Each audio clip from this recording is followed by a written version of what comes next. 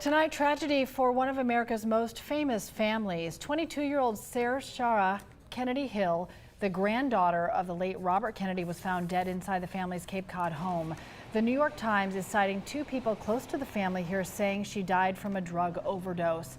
In our 11 Alive digital series, The Triangle, we've learned that overdoses impact people living in and out of the city. A new report from the CDC says deaths are happening more often in cities now. That's a reversal from the last dozen years or so, when more of those deaths came from rural communities. Jennifer Bellamy is digging into what else this report found. Jennifer? Cheryl, the Centers for Disease Control and Prevention says drug overdose deaths continue to be a big public health concern here in the U.S. And while more are coming from urban areas right now, we're still seeing increases in rural communities as well.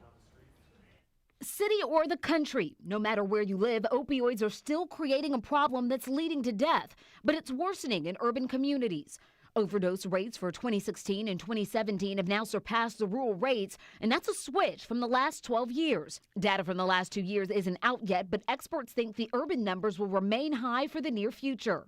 The difference between the rural and urban figures isn't large. In 2017, there were 22 overdose deaths per 100,000 people living in urban areas. That's compared to 20 deaths in rural areas. The CDC says rates have risen in both types of communities, but in recent years it's been more dramatic in cities.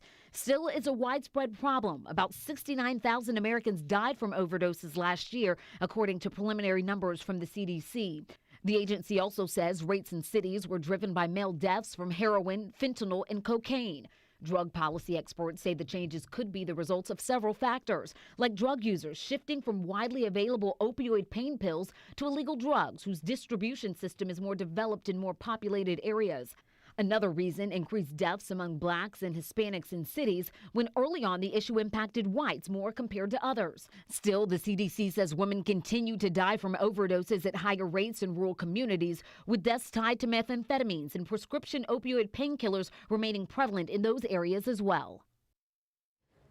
Now, the CDC report did find a similarity in urban and rural communities. The overdose death rates were nearly the same for people ages 25 to 44. They say that is the age group with the worst fatal overdose problem. But in cities, the rates were higher for other age groups, especially people 45 to 64 years old. All right, Cheryl? Interesting. Jennifer, thank you.